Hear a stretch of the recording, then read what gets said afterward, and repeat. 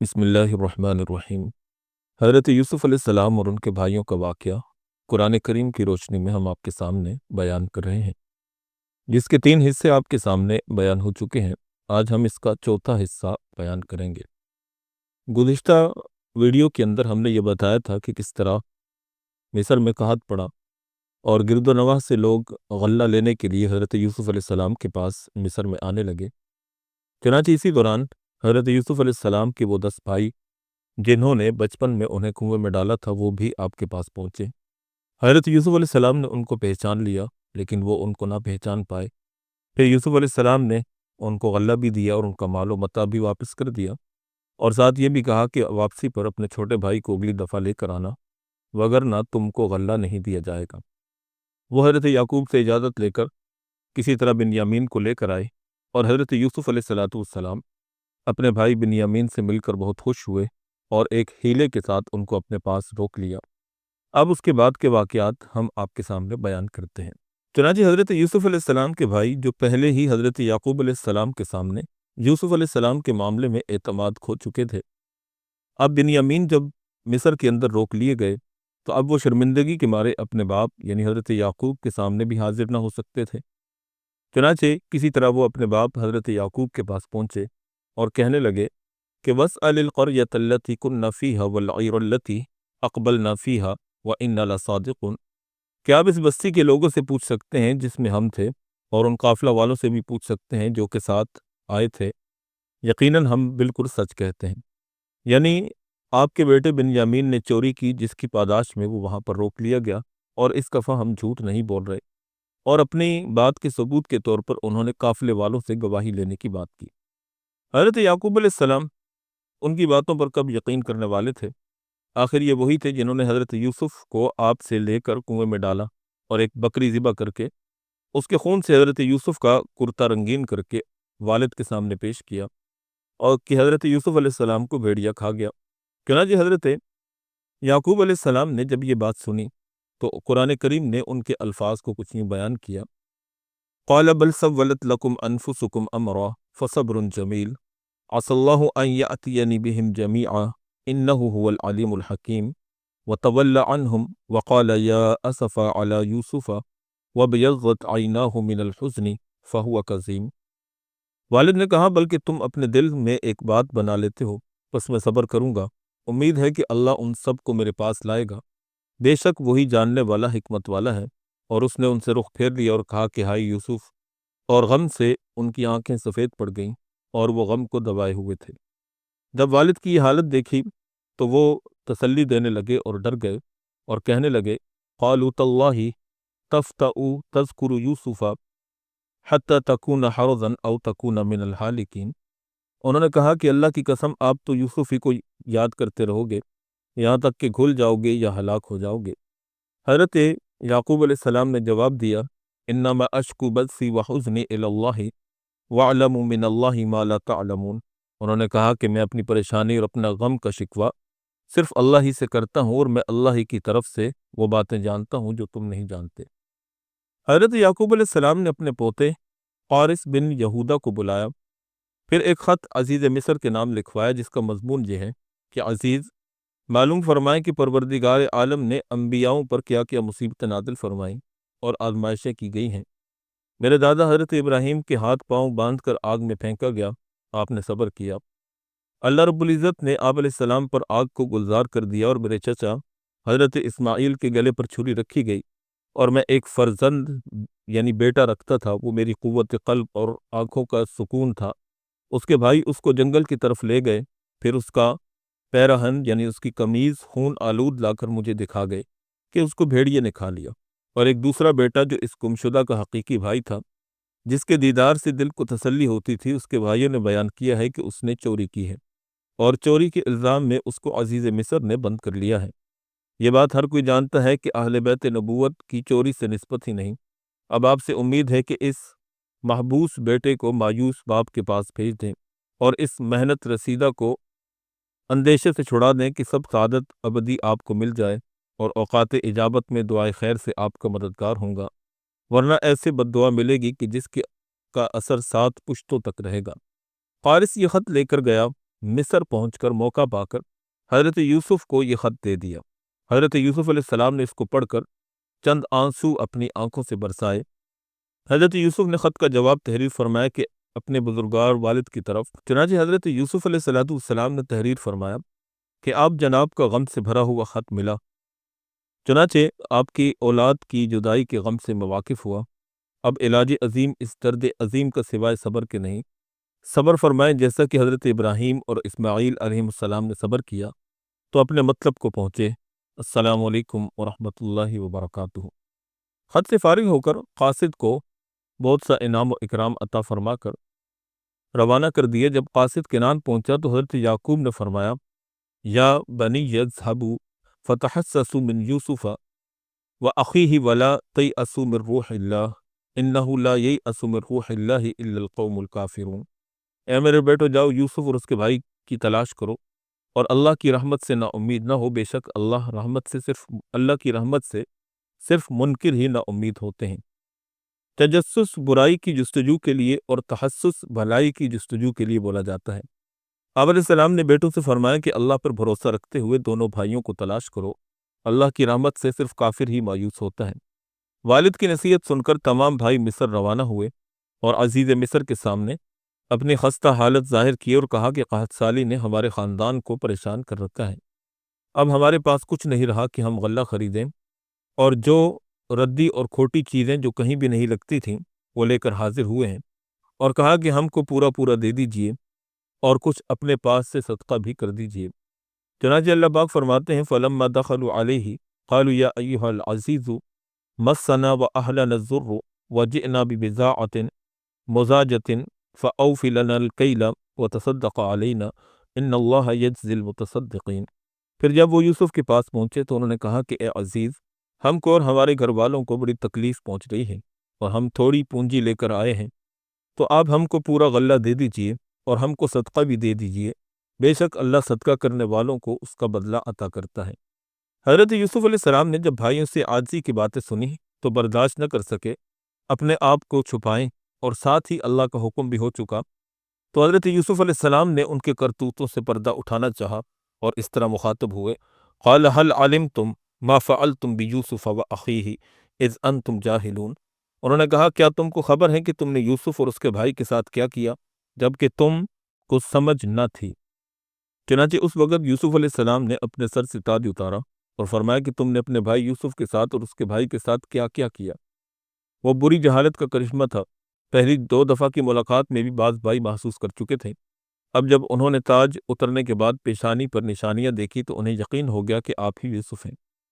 روایات میں آتا ہے کہ اظہار سے پہلے آپ نے ایک پیالہ منگوایا اور اپنے ہاتھ پر رکھ کر انگلی سے ٹھونکا، اس سے آواز آنے لگی۔ آپ نے بھائیوں سے فرمایا کہ یہ جام کچھ کہہ رہا ہے کہ یوسف نامی تمہارا ایک سوتیلا بھائی تھا، تم اسے والد کے پاس سے لے گئے اور کنویں میں پھینک دیا۔ پھر آپ نے انگلی ماری اور کان لگا کر فرمایا کہ یہ کہہ رہا ہے کہ تم اس کے کرتے پر جھوٹا خون لگا کر باپ کے سامنے آئے اور کہا کہ آپ کے بیٹے کو بھیڑیے نے کھا لیا ہے۔ اب تو برادران یوسف حیران ہو گئے اور کہنے لگے کہ ہائے برا ہوا، اس جام نے تو سچی سچی باتیں بادشاہ کو بتا دیں۔ جب یہ اگلے واقعات سامنے آ گئے تو حضرت یوسف کے بھائی سب حیران ہو گئے۔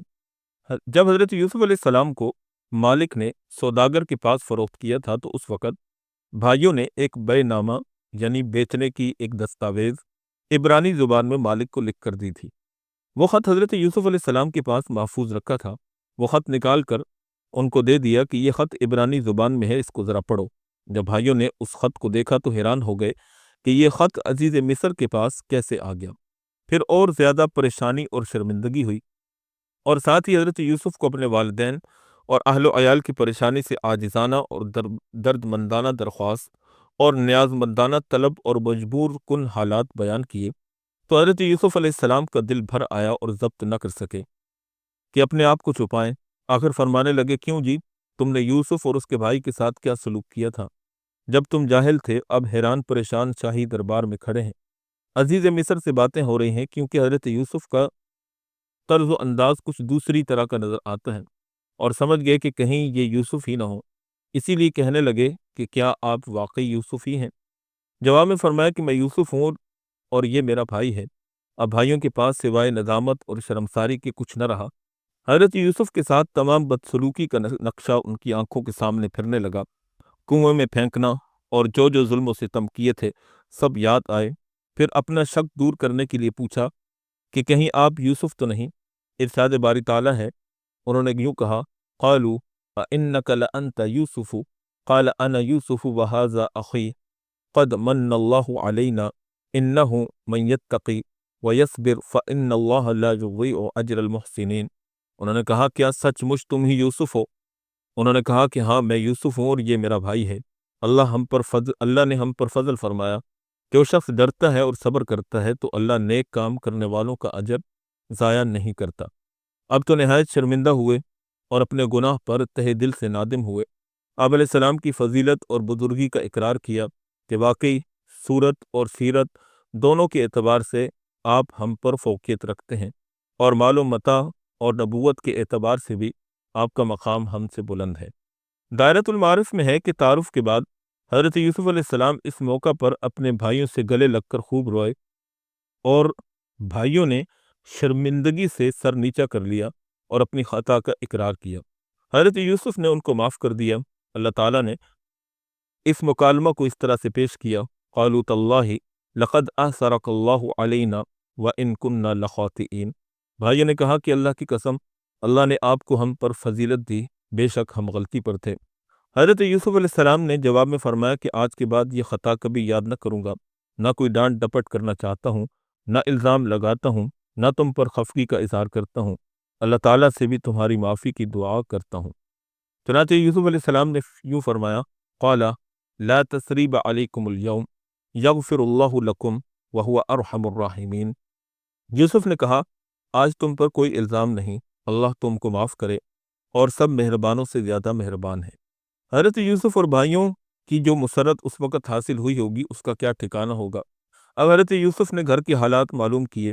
بھائیوں نے کہا کہ والد صاحب آپ کے فراق یعنی جدائی میں رو رو کر نابینا ہو گئے ہیں۔ یہ سن کر حضرت یوسف نے فرمایا کہ میری یہ قمیض لے جاؤ اور ابا جان کے چہرے پر ڈال دینا، اس سے انشاءاللہ ان کی بینائی لوٹ آئے گی، پھر تمام گھر والوں کو لے کر یہاں میرے پاس چلے آنا۔ چنانچہ سورہ یوسف میں اللہ پاک فرماتے ہیں، اذهبوا بقمیصی ھذا فالقوہ علی وجہ ابی یأتی بصیرا واتونی باہلکم اجمعین۔ تم میرا یہ کرتا لے کر جاؤ اور اس کو میرے والد کے چہرے پر ڈال دو، ان کی آنکھوں کی روشنی لوٹ آئے گی اور تم اپنے گھر والوں کے ساتھ میرے پاس آ جاؤ۔ ادھر یہ قافلہ مصر سے چلا، ادھر اللہ تعالیٰ نے حضرت یوسف کی خوشبو غمزدہ والد کو پہنچا دی، تو حضرت یعقوب اس وقت موجودہ اولاد کو فرمانے لگے، مجھے تو یوسف کی خوشبو آ رہی ہے لیکن تم اعتبار نہ کرو گے۔ اس وقت حضرت یوسف کی گمشدگی کی مدت کو 80 برس گزر چکے تھے۔ جب آپ علیہ السلام کو خوشبو آئی اس وقت قافلہ 80 فرسخ آپ علیہ السلام سے دور تھا۔ تو گھر والوں نے کہا کہ آپ اب تک پرانی بھول میں ہی ہیں۔ یہی باتیں ہو رہی تھی کہ خوشخبری سنانے والا آ پہنچا۔ فلما ان جاء البشیر القہ علی وجہہ فارتد بصیرا قال الم اقل لکم انی اعلم من اللہ ما لا تعلمون۔ پس جب خوشخبری دینے والا آیا تو اس نے کرتا یعقوب کے چہرے پر ڈال دیا، پس اس کی آنکھوں کی روشنی واپس آ گئی۔ انہوں نے کہا کہ کیا میں نے تم سے نہیں کہا تھا، میں اللہ کی جانب سے وہ باتیں جانتا ہوں جو تم نہیں جانتے۔ کہتے ہیں کہ حضرت یعقوب کے بڑے بیٹے یہودا کرتا لائے تھے اور جھوٹے خون والا کرتا بھی یہی لائے تھے، اس لیے کہ انہوں نے سوچا کہ برائی کے بدلے بھلائی ہو جائے۔ والد کو ناراض بھی میں نے کیا، راضی بھی کروں گا۔ چنانچہ جیسے ہی کرتا والد کی آنکھوں پر ڈالا، بینائی واپس لوٹ آئی، تو اپنے بچوں سے کہنے لگے کہ میں ہمیشہ تم سے کہا کرتا تھا کہ خدا کی طرف سے کچھ باتیں میں جانتا ہوں جو تم نہیں جانتے۔ یہاں اللہ تعالیٰ کی عجیب قدرت کا اظہار ہوا کہ جب یوسف علیہ السلام کنعان کے کنویں میں تھے تو والد صاحب کو خوشبو نہ آئی اور مصر سے کرتا چلا، ادھر والد نے اعلان کر دیا کہ یوسف کی خوشبو آ رہی ہے۔ چنانچہ اب بیٹے اپنی خطا کا اقرار کر کے سخت نادم ہوئے اور سجدہ میں گر پڑے اور والد سے استغفار طلب کرنے لگے، تو والد نے جواب دیا، مجھے اس سے انکار نہیں اور مجھے اپنے رب سے امید ہے کہ وہ تمہاری خطائیں معاف فرما دے گا کیونکہ وہ بخشنے والا مہربان ہے۔ قالوا یا ابانا استغفر لنا ذنوبنا انا كنا خاطئین۔ یوسف کے بھائیوں نے کہا کہ اے ہمارے والد، ہمارے گناہوں کی معافی کی دعا کیجیے، بے شک ہم خطاوار تھے۔ والد نے جواب دیا، قال سوف استغفر لکم ربی انہ هو الغفور الرحیم۔ याकूब ने कहा कि मैं अपने रब से तुम्हारे लिए मगफरत की दुआ करूंगा, बेशक वो बख्शने वाला रहम करने वाला है। हज़रत याकूब की तमाम आल औलाद और छोटे बड़े सब मिलाकर 70 आदमी थे। सबके लिए सवारियां हज़रत यूसुफ ने भेजी थीं। सब सवार होकर मिस्र रवाना हो गए। हज़रत यूसुफ ने किनआन से मिस्र तक हर मंजिल पर ज़ियाफ़त का इंतज़ाम किया हुआ था। जब मिस्र के करीब पहुंचे तो यहूदा ने एक तेज़ रफ्तार को रवाना किया कि हज़रत यूसुफ को वालिद की आमद की खबर पहुंचाए। हज़रत यूसुफ ने मुल्क रयान को भी इन हजरात की आमद की इत्तला फरमा दी। चुनांचे बादशाह इस सादतमंदी के लिए बमाई हज़रत यूसुफ के इस्तकबाल के लिए रवाना हुआ। बादशाह के हुक्म से उलमाए दौलत, उमराए मुमलिकत सब इस्तकबाल के लिए शहर से बाहर आए। हज़रत यूसुफ कमाल हशमत से इस्तकबाल के लिए आगे पहुंचे। हज़रत याकूब की नज़र जब शाही सवारी पर पड़ी तो यहूदा से पूछा, क्या ये शायद मलिक रैयान नमूदार हुआ है, यानी रैयान नामी बादशाह? यहूदा ने कहा कि ये आपका बेटा हज़रत यूसुफ अजीज़ मिस्र है। हज़रत याकूब घोड़े से उतरे और यहूदा के कंधे पर हाथ रखकर रवाना हुए। उधर से हज़रत यूसुफ की नज़र जब यहूदा पर पड़ी और वालिद बुजुर्गवार का पुरजलाल चेहरा नज़र आया तो फ़ौरन घोड़े से उतरे और बादशाह मिस्र भी बाप्यादा हो गया, यानी घोड़े से उतर गया। हज़रत यूसुफ अलैहिस्सलाम बादशाह पर सबकत करके अपने वालिद बुजुर्गवार को पहुंच आए।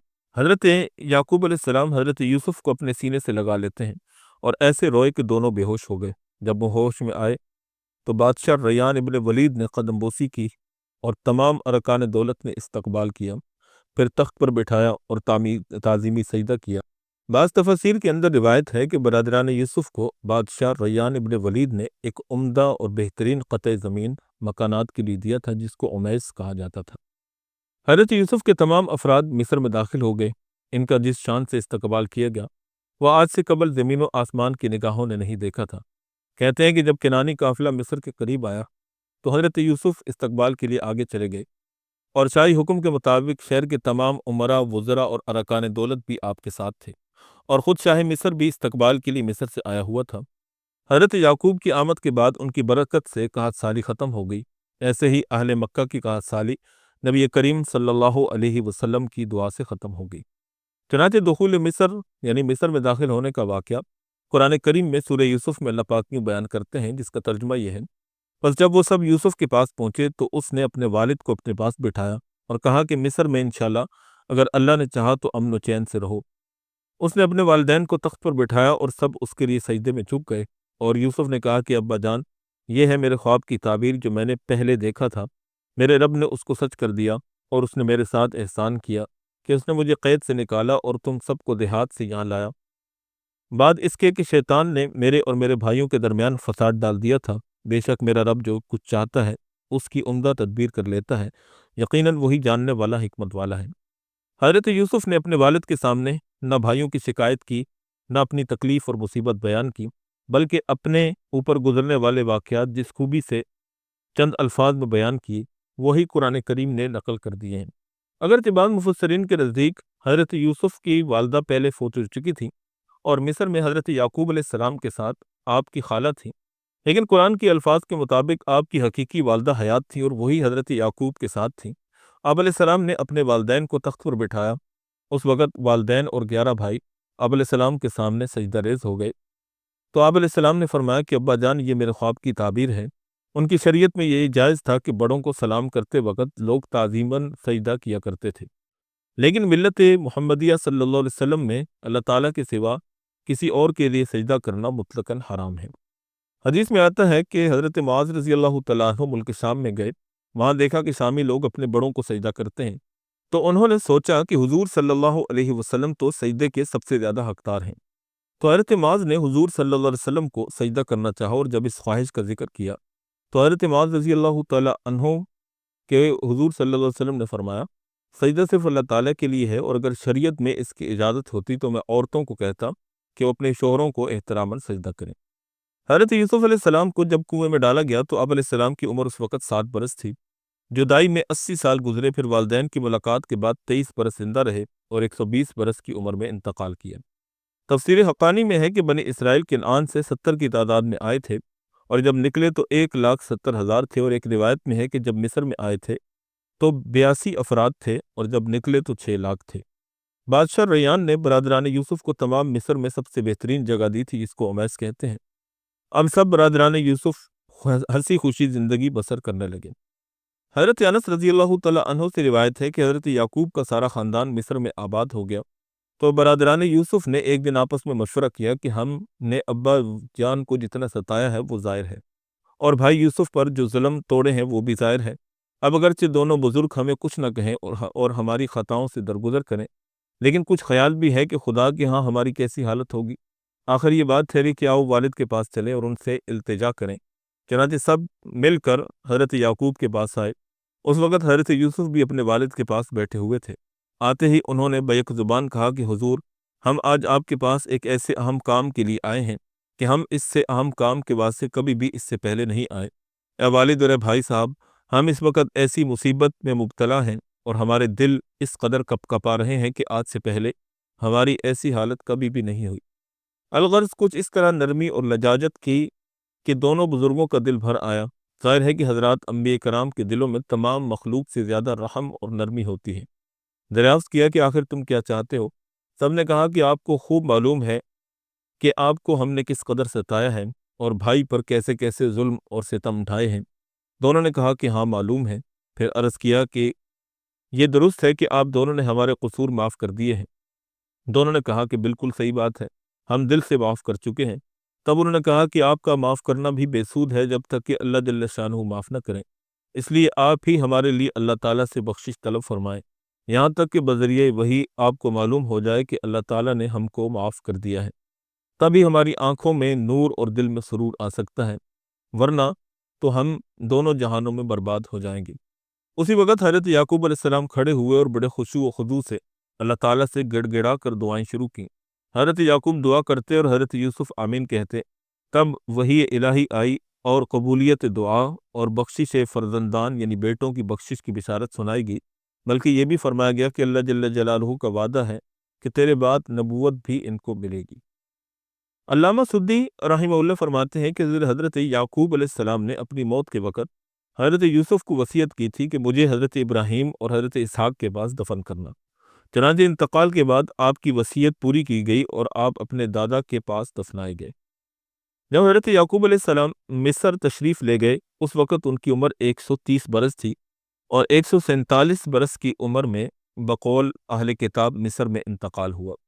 وفات سے پہلے اپنے بیٹوں کو بلا کر خدا پرستی اور ملت ابراہیمی پر ثابت قدمی کی وصیت کی اور بیٹوں کے لیے برکت کی دعا کی اور پھر انتقال فرما گئے۔